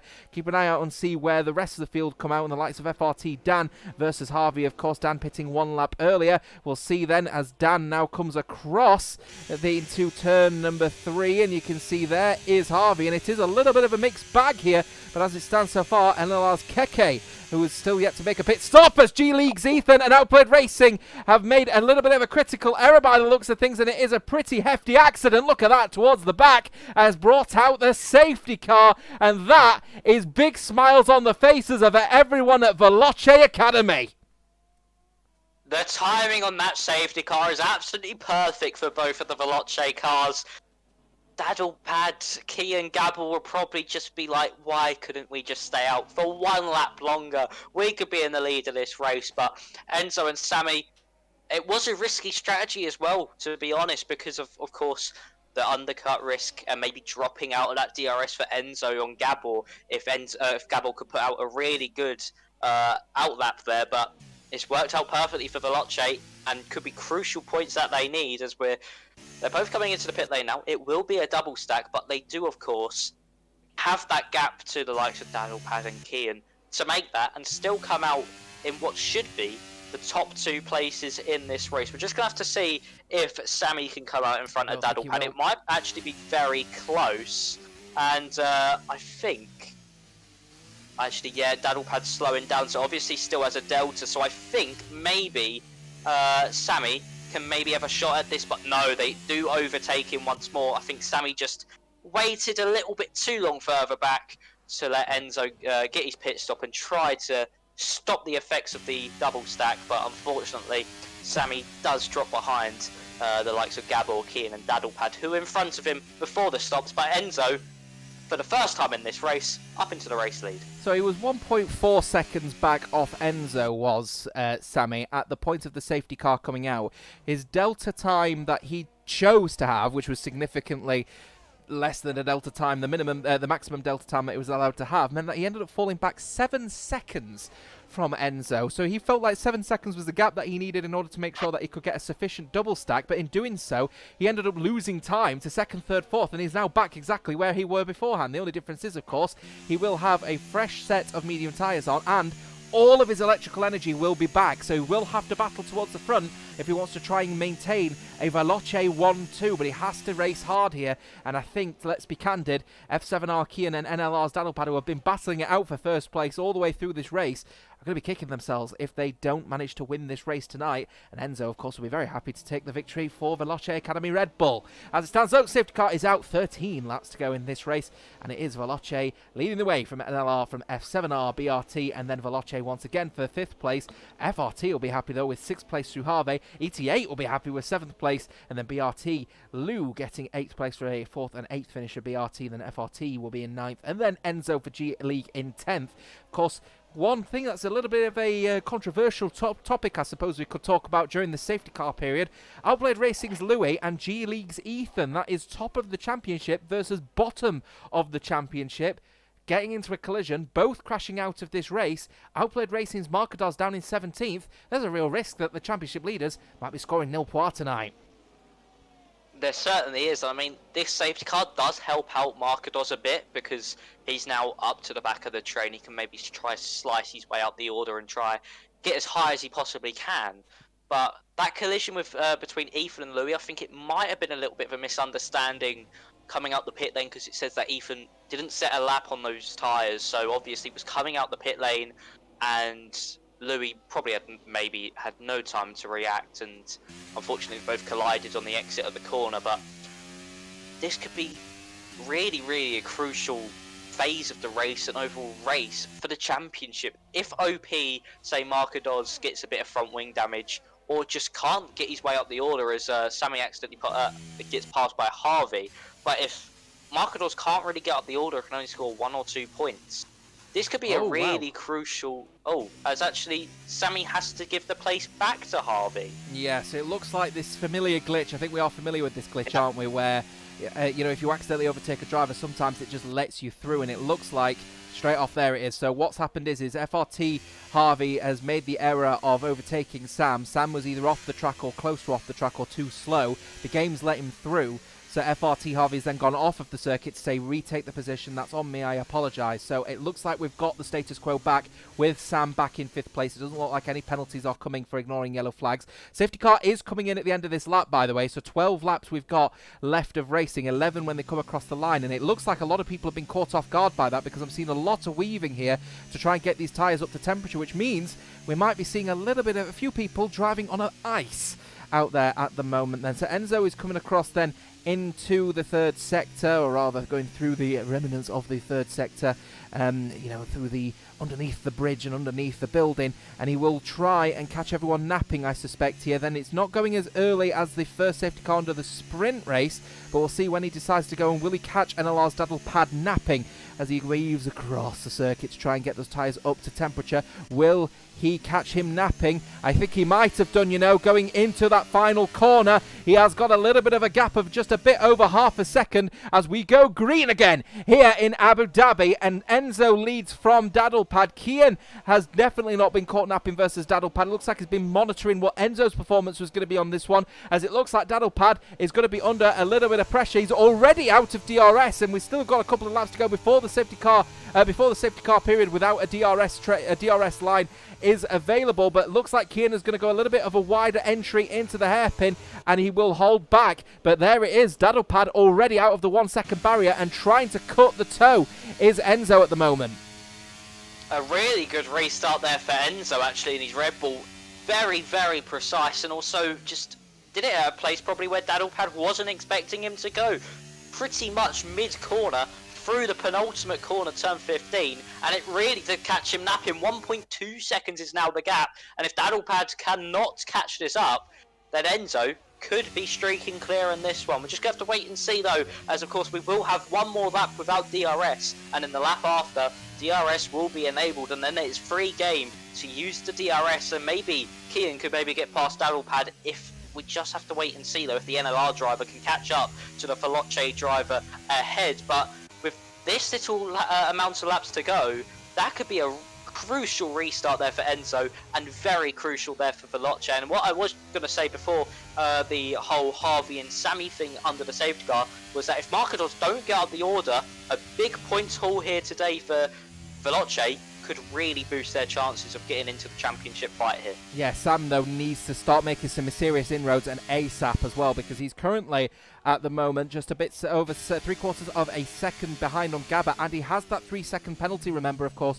for track extension and I think creative interpretation of track limits at turn 1 earlier on in this race, which of course allowed him to get back into DRS, but he's now paying the price for it, especially because a certain FRT driver will be very happy to take P5 out of his hands, but in the end, Harvey electing to get off the throttle and not make any immediate moves. Meanwhile, this is happening. We've got G-League's Enzo, who wants to make some inroads quicker, versus, guess who? It's FRT Dan. Once again, off of the track, though, he'll get another warning for that one. Enzo now up to 6 seconds worth of time penalties now for track extension issues. That's the last thing G-League need. Of course, they need to make an inroad of points. He's going to go for the dive down the inside line. He has caught Dan a little bit out there going down the inside line. He will have the traction, will have the Alpine, and therefore the Renault powered unit car will take P9 out of the hands of FRT Dan. That's crucial between the FRT and G-League battles. That's Marcados going round the outside of Volakongan once more, and he gets the move done there. 16th place for Marcados, still outside the points, but once he gets past Keke, he is in the points. So we're just going to have to wait and see if he can do that. On the other NLR driver, once again showing NLR's inconsistency this season, with Keke down in 15th, and the other driver of Daddlepad up in 2nd, but still 2.1 seconds behind Enzo, but still 2nd place and 15th. Big points are missing there.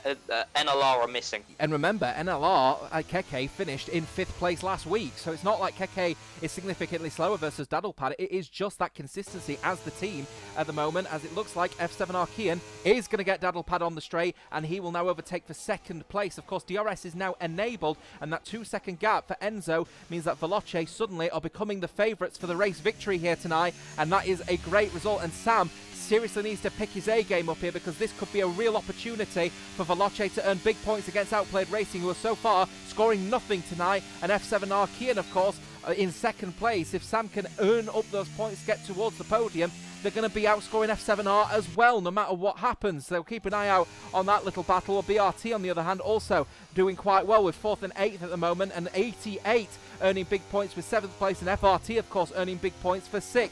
ET8 Steve, you looks like you've disconnected, have Max. Hopefully we can get you back in the session ASAP, as we'll continue on with this little battle happening towards the front. NLR's Daddlepad in 3rd place, and also trying to hold on to DRS at the moment versus Kian. Just let us know if you can try and get back into the lobby on that one, Max. It looks like there's a bit of a disconnection. I hope that's not a precedent being set at the moment for what's happening out on the field.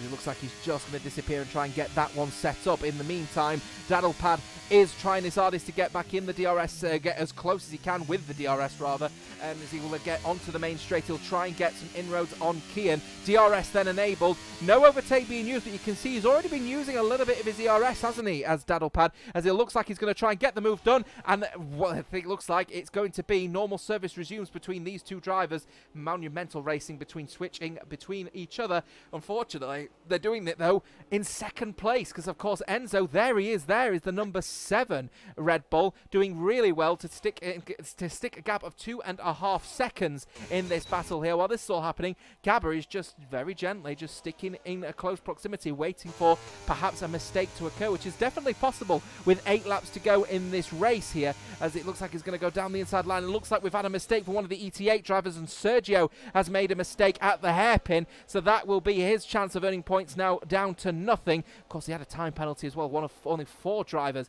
to have a time penalty in this race. Of course, Legend is not scoring anything tonight, whatever happens. Even if he does manage to magically get towards the front, he is not racing. That is his AI. Of course, a hardware failure for Legend means that F7 are racing with this man only, Kian, and they've been ploughing a lot of their resources into holding on to P3. That's for certain. A Sector 3 yellow flags waved, I believe that is still for Sergio in that little sort of instant packed race for has been for ET8, especially early on in that sprint race. Can you believe it? Feels like it was just a few moments ago was the start of this race after all of that tumultuous time, which has allowed FRT to get up to 6th place, and of course ET8 were through Brandox, Brandon, however you want to call it, 7th place for him.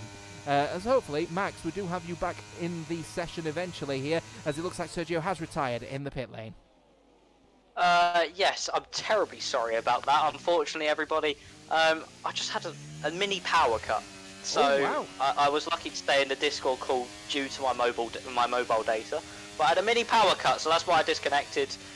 So I'm not in the lobby just yet, but I think I'm able to get in as soon as possible. Well, no worries. We'll see when we'll see when your name obviously appears at the bottom of the screen, and then unfortunate that we have power cuts here, isn't it? So we'll keep an eye out on that one, of course, at the bottom of your screen. We'll see when Max returns into this lobby. 22 of 29. So we've still got Sector 1 yellow flags being waved, and that is for Sergio's Ghost car, of course, retiring in the pit lane. So we shouldn't expect that to bring out a safety car anytime soon. So try not to fret, folks, especially if you are a Veloce Academy fan at the moment. Of course, Enzo leading the way, 3.5 seconds now, separating him from NLR's Daddlepad, who was, of course, at one point looking for race victory. I think NLR will be happy with 2nd place, that is for certain.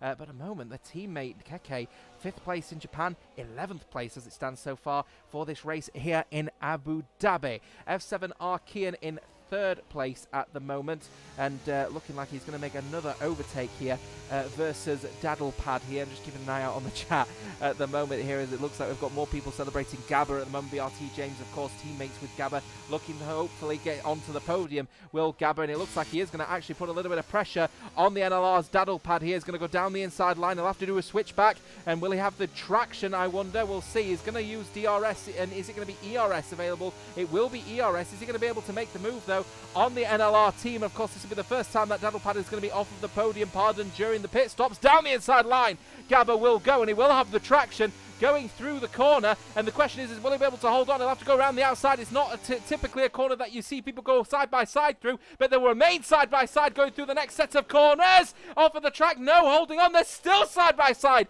going through these corners. It's great racing, but in the end, Gabba elects not to make any push too hard here, as he gets a little bit of a tank slapper, stays in 4th, and now under pressure from the Veloce Academy driver of Samé going down the inside line, and he pushes the Gabba off of the circuit, and he's now down to 5th, and I wonder if that's going to be a steward's inquiry anytime soon, and I'm hoping you're going to be in the in this race now here, Max, because it's really starting to heat up.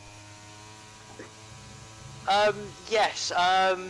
The lobby is on private, so Jota, can you maybe drop me an invite? I will. I will try whenever we can get a kind of break in the action at the moment. Unfortunately, I might not be able to do so. So you might have to just quickly pop over to YouTube maybe and just see what we can do, because I can't let the audience not see this brilliant racing that we've got so far. As Daddlepad is looking, trying to get closer to Kian if he can help it. While this is all happening, Veloce are now up to first and fourth. There's potentially a double podium on the cards, but remember that 3-second penalty is going to be of course a detrimental effect. That is for certain. Here comes NLR's Daddlepad. Is he going to look for the move then potentially around the outside? He gets shut off though from Kian on this occasion. Gabba then down to 5th place. I'm wondering if BRT are going to be asking the question there. Here we are, comments coming in now. Wow, Kian Thomas, yeah, nice space that. Yeah, it's going to definitely be a controversial comment here for Veloce Sammy, who, to be fair, I think I think it's one of those situations, isn't it, for Sammy, where he's just not been able to get close to these top 4,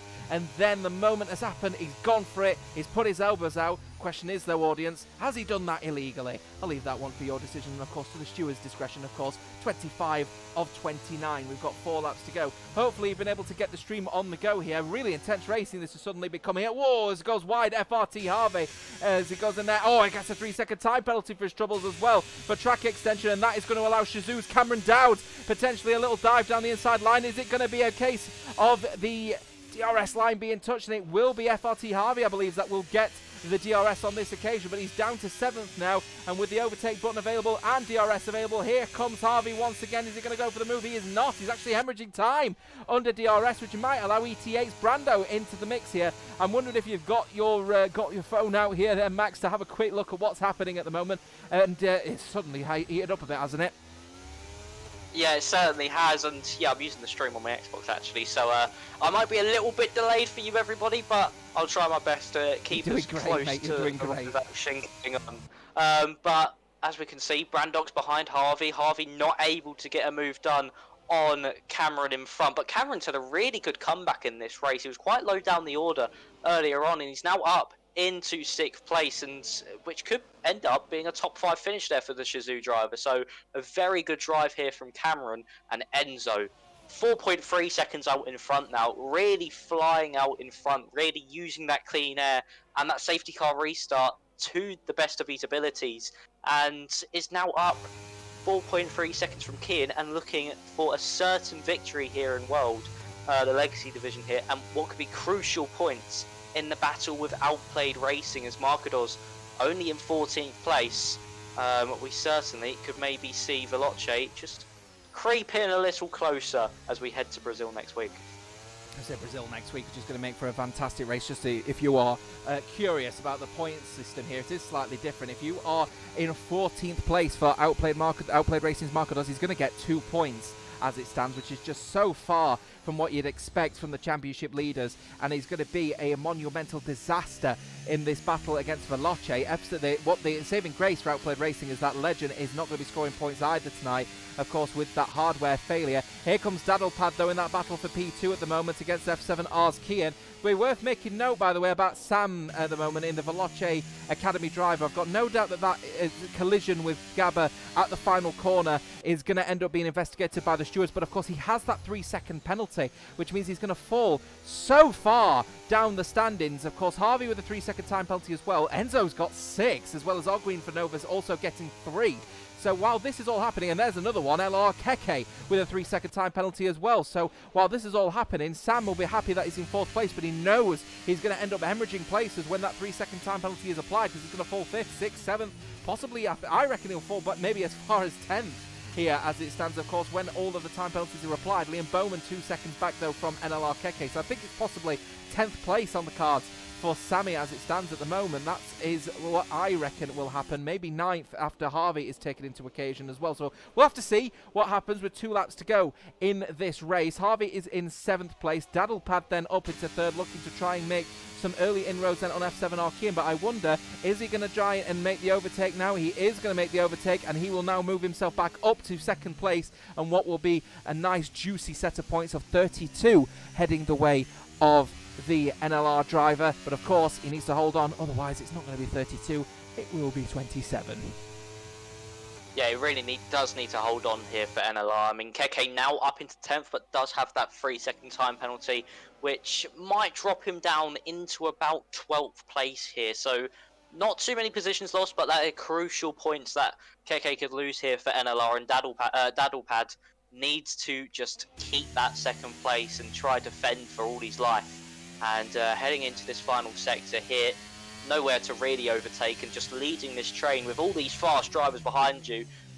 Tensions might be starting to creep up on Daddlepad, and maybe getting a little bit nervous, maybe might oversteer just that slightly, getting the throttle down. But Sammy is getting closer to Kian. Kian has dropped off a bit in that final sector. He's not as close as you would expect him to be heading into turn 5. He's gaining it back through this first sector, but Sammy might have an opportunity at making a move down into turn 6, but he's got to look out for Gabble behind, who is just a 10th behind as they head into turn 5.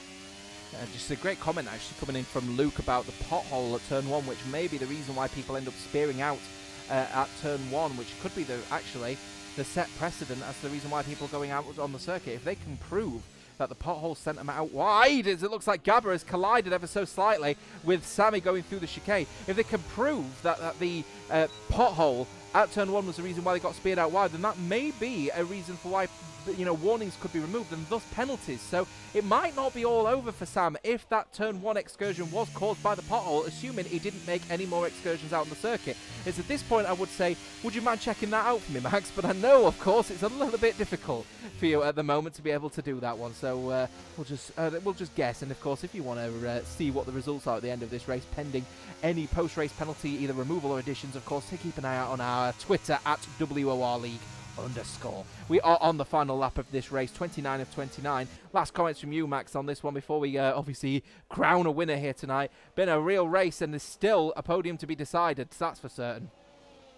Yeah, certainly is, and I would have loved to check the race director, but I did check it earlier on, and one of those warnings certainly, when he went off, should I say, at turn 1, Sammy did pick up a warning, and that's what did factor into the penalty, so he could maybe still get it removed. I would love to see if he has any more, but we can only wait and see now. But Kian getting close to Daddlepad as we're on this final lap, heading out to turn 5. Daddlepad will really need to defend this one, and I'll hand this over to you, Jota, so we can get it in real time. Oh, so Legend there it is, disqualified from using the wrong amount of tired compounds, which I think, to be fair, is just a ghost issue. It was to be expected with Legend. He wasn't going to be able to complete this race anyway.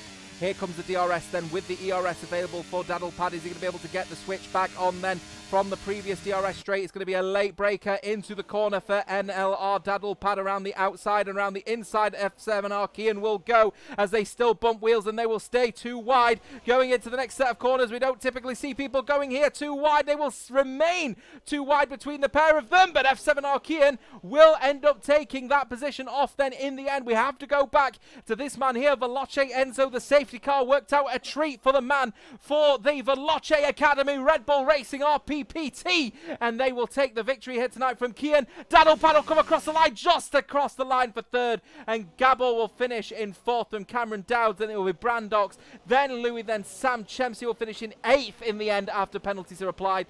Keke finishes in 9th from Liam Bowman, rounding out the top 10 for Novus. Of course, points go all the way down to 15th place in this league, 2 points for the fastest lap, but in the end it will be a top step of the podium. No surprises for Veloce Racing, but it will be a question of what if for Veloce, as they'll only get 10 points through Sam with that time penalty application. Disappointing stuff, you'd have to say, in the end, before what has been a very great race from Veloce Racing as we go to the podium ceremony. And of course, it is a fantastic win for the man of the moment at Veloce Racing in Enzo. Great race indeed for him, and F7R will be so happy with their performance as well for 2nd place. And in the end, it will be a solid 3rd place finish for Daddlepad for NLR, as finally they get another podium on the case here. Of course, the NLR's last podium was actually down in Belgium in round 7, so a great result in the end for NLR. They'll be disappointed it won't be the race victory,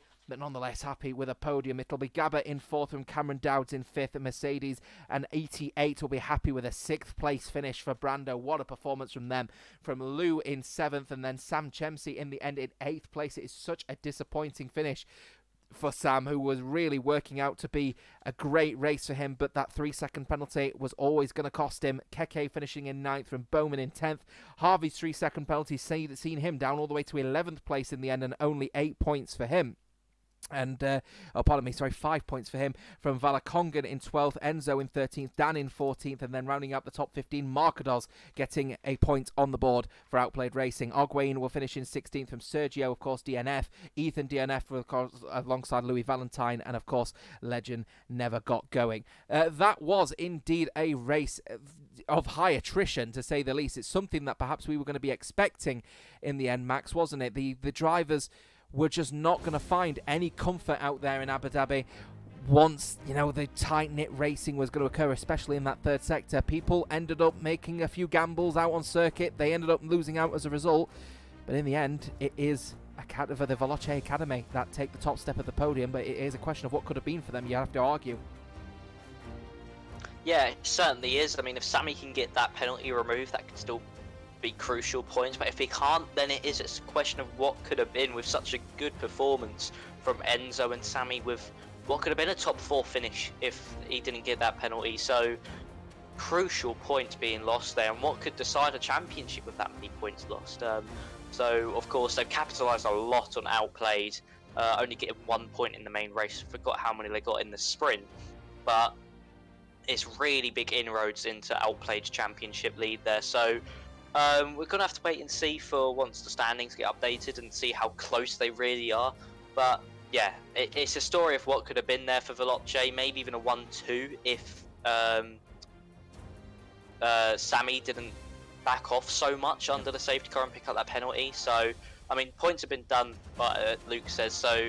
I'll quickly check them now as well. Yeah, so well, I'll let you have a little look at them, actually, because I've got them up here now, and I can have a quick discussion about what we've got coming up, because, of course, we've got only 2 rounds of racing left. We've got, the Brazilian Grand Prix, coming up next week, and that is obviously always going to bring, a little spicy affair to the sort of mix in this one. And then we finish off in Las Vegas, for round 15.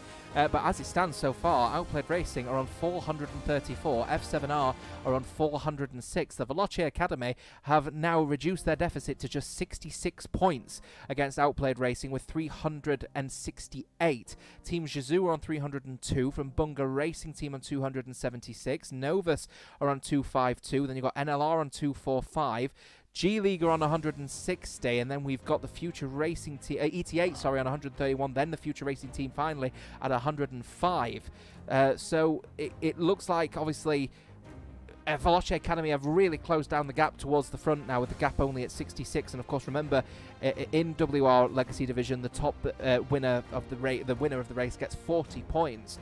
A win and a second place versus Outplayed Racing having a really poor race like they have tonight in Abu Dhabi will completely mix that up. And of course, F7R have really got to consider the future of some of their drivers. If they can only field one driver consistently as a result of hardware issues, that is going to be the bitter loss. They are jammy to keep, to get P2 and basically get some really good damage limitation on their case here. So they're going to consider themselves, a bit lucky in that one, you'd have to argue. But, Veloce Academy, what a performance from them again. And again, it will be a question of what to be, because if they end up finishing in 4th place, pardon me for waffling on a bit here, that would have been another 12 points out of the deficit of Outplayed Racing. Like, that is, every point counts at this point when we've only got 2 rounds to go.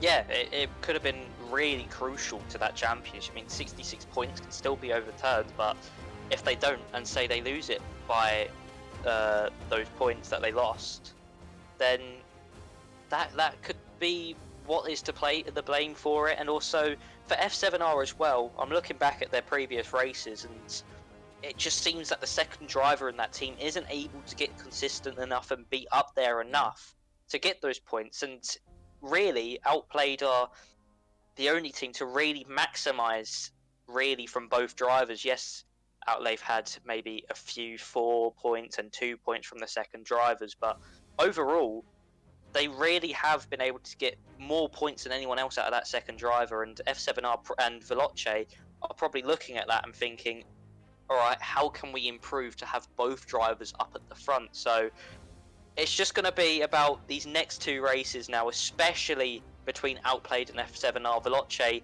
really need to up their game still to have any chance of winning the championship, but F7R are in a really good position to maybe carry that momentum forward and take the fight to Outplayed. As I said, if they get that penalty removed, it's a big if, but if they do, 12 points knocked off of the top of Outplayed Racing, which obviously means that the deficit for F7R will not be reduced, but that will remain at 28. But when it comes to Veloce Academy, add another 12 points onto there. That will drop them, if my math works out right, to 54 points behind Outplayed Racing.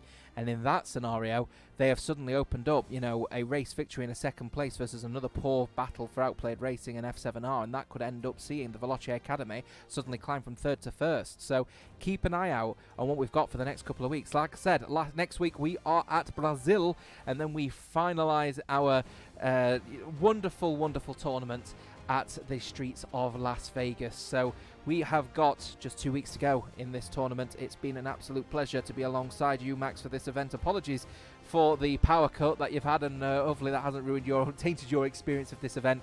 You know, thank you very much for being alongside me, and thank you to the audience across the world as well, tuning into World for this event at Abu Dhabi. As I said, next week we're at Brazil. Thanks for watching, and we'll see you next time. Bye for now.